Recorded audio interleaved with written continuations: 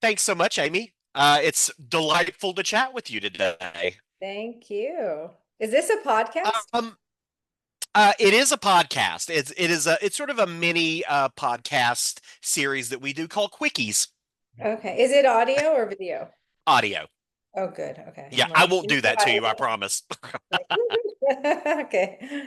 All right. Um, so I'm curious, how does this go from being a biopic starring Brad Pitt to being a documentary produced by Brad Pitt, directed by you? Okay. Well, Brad Pitt, when Jeff died, Brad Pitt restored the archive for Mary Guibert, Jeff's mom. So that is really the connection to that. I always wanted to make a documentary, and I've been pursuing that for more than 10 years before starting to make the film. So when I finally got the rights, Brad was granted a credit for his participation in restoring the archive. Right, right. And so that kind of pseudo answers my next question, which was, were you a Jeff Buckley fan before this documentary? I mean, Grace for me is one of the, if not the most formative album of certainly the first like 15, 20 years of my life. So I'm curious for you, what did he and that album mean to you? Yeah, it changed my life. I was a fan of the music scene at that time, which was, very Seattle driven and grungy and heavy and kind of aggressive. And Jeff's album, Grace, just changed my life. It was like stop, slow down, feel, Right. be. It was all that stuff that is important, in your 20s. So it really changed my life. I remember exactly where I was the first moment I heard Corpus Christi Carol, and it was like, oh, human beings can sound like this? So amazing. It's so amazing. And thinking about that next to grace, next to eternal life and lover you Right. should, I mean, it was so, so vast. I'm curious. So you mentioned that you had been working on trying to tell, you'd wanted to tell this documentary story for about a decade. What, because I've been waiting for years also on a Jeff Buckley documentary, and I'm curious, what in your mind has been the holdup all of this time? Has it just been getting his family to sort of trust the process? Is that mainly what it's been? Yeah, they had to be ready. And Mary was ready in 2019, but she wasn't ready before that. So I tried, and she trusted me at that point, after, seeing my persistence over 10 years. And so she granted me the rights. What was it like sort of working with her? I mean, obviously, building her trust, but then also just working through the project with her. As you can tell when watching the film, they had a very unique relationship. Mhm. And I'm curious, what does that look like now? And just what was it like working with her? I mean, she's very honest, and she basically handed me the keys to the storage and said, "Go make a film." She didn't like Oh, interfere in any way. And she was there for me when I need to ask questions, which, I did often. yeah. And when you were going through sort of the research period for this film and really diving into the archival, what were some of the biggest surprises that you found that maybe you didn't know about Jeff, or that just kind of were like, oh, this is happening?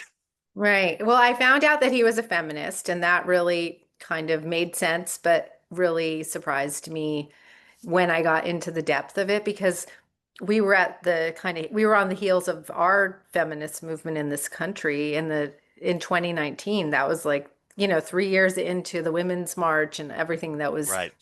going on in the country. So I felt like I was watching, someone who was ahead of his time, talking about this many years earlier.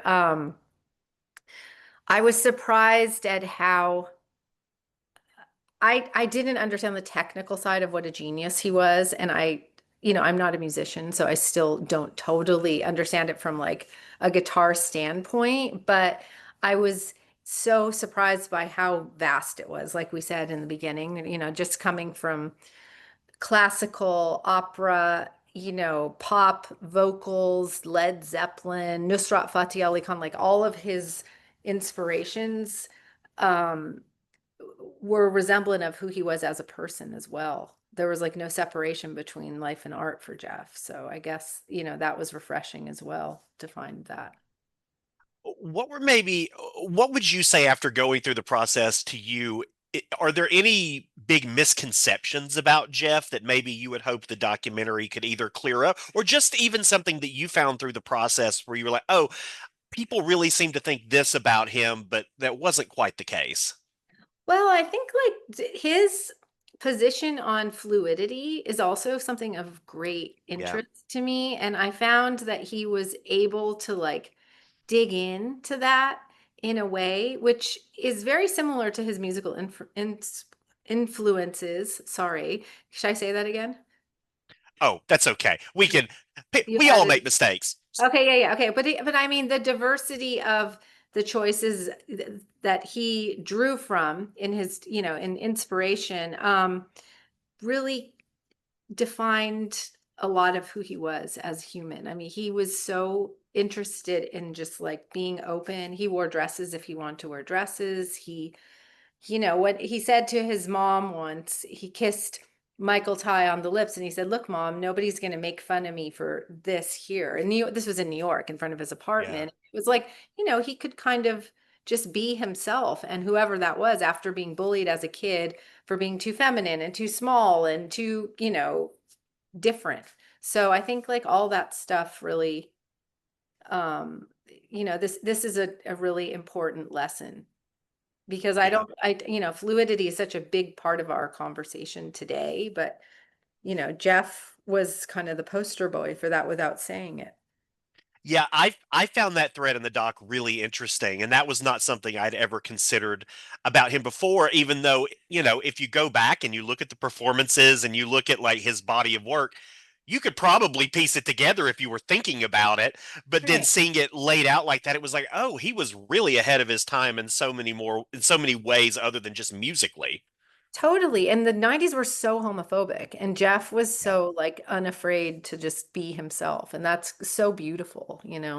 No, absolutely. I really enjoyed that aspect of it. I'm curious, so how many hours of archival did you have, just kind of roughly? Oh God. Um, Probably hundreds. I don't know. I can't. I mean, there's so much in this archive. There are so many different sources of it. Hmm. I would say at least 100 hours. I'm not sure though. Well, we're doing this live or we're doing this record, so I'm not gonna be able Yeah. to tell you, but that's probably a good assumption. Were there any archival pieces that you just absolutely love but just didn't quite feel right for the finished product? Oh, of course. Yeah. I mean, it's just it had to fit the story. And there were so many stories that couldn't fit this story that, maybe somebody else will tell one day. But I was trying to, we made an hour 46 film, 101 minutes, and it had to feel like earned in that way.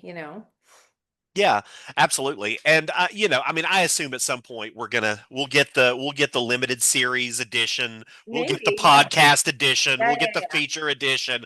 Like, who knows? I mean, I would love to see more Jeff Buckley in the zeitgeist these days. That would Yeah. be lovely. Mm-hmm. Totally. I, you've also, you mentioned that you're not a musical person. I'm not either. I'm someone who appreciates music. But you a few years ago you directed the Janis Joplin documentary as well. And I'm curious, just as a, doc and music fan, are there any similarities that you were able to really piece together, other than the fact that they both died tragically young? Were there Mhm. any similarities that you were able to kind of see between Janice and Jeff having worked on those two docs? Yeah, I think the two of them kicked doors open for Janice it was like for women in music. Like she did not have any role models and she created a platform for women to be able to be who they were, on stage in a very kind of very masculine time in music.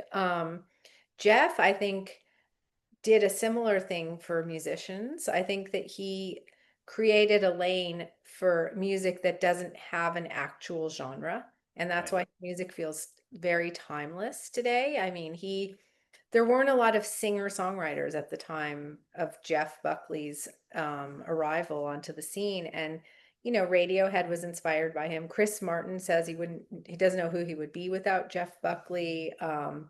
there was a kind of an appreciation for that type of music that just emerged quickly after that. And it became a huge thing. I remember James Blunt and like all of what happened right after Jeff. And yeah, I don't know. I don't know where we would be without that. Yeah, absolutely. What are you working on now? What projects, anything coming up that you can talk about? Yeah, I'm working on a Chris Cornell documentary. Oh my God. So it's kind of I think it's kind of a continuation of this, in a way. So definitely not done with this world. And I love the 90s, so bring it on. Well, there has to be some overlap there, right? Because I didn't realize the relationship between Jeff and Chris Cornell until I saw the film. So there has to be some connective tissue there with both of those docs. Yeah, I mean, Chris stopped screaming after Jeff died. You know, he left Soundgarden at that point. So Yeah. there was definitely something going on there. So yeah. Well, that's exciting. So final question. I'm Uh-huh. curious, you have to, you're being held at whatever point, and you have to choose the one Jeff Buckley song that you can listen to for the rest of your life. What's that song? I think it's Grace. Yeah, it's hard not to choose Grace, isn't it? I just right now I'm saying that. I always Lover You Should Have Come Over was a big one for me, but obviously it's in the film a couple times and I just Grace has it goes so many different places. I think it gives Right. you like a satisfied meal. Excellent answer. Thank you so much. Like I've been waiting for so long for this documentary. It was worth the wait. So I appreciate it. Is it playing near you? I imagine it's playing in LA. Oh, you're in LA? I am. I'm in Los Angeles Oh, now. but what about Alabama? Oh, I don't know. I live in LA now, but I would imagine it might be playing at the Sidewalk Cinema in Birmingham at some point. That's Okay. possible. Okay, I didn't get that in the beginning. Okay, so now I thought you were still in Alabama based on. Oh no, I moved out here about a decade ago. Okay, well, good. All right, we'll come see it in LA. Absolutely. It was fantastic. I appreciate you chatting with me. All right, take care. You Thanks. too. Thanks, Amy.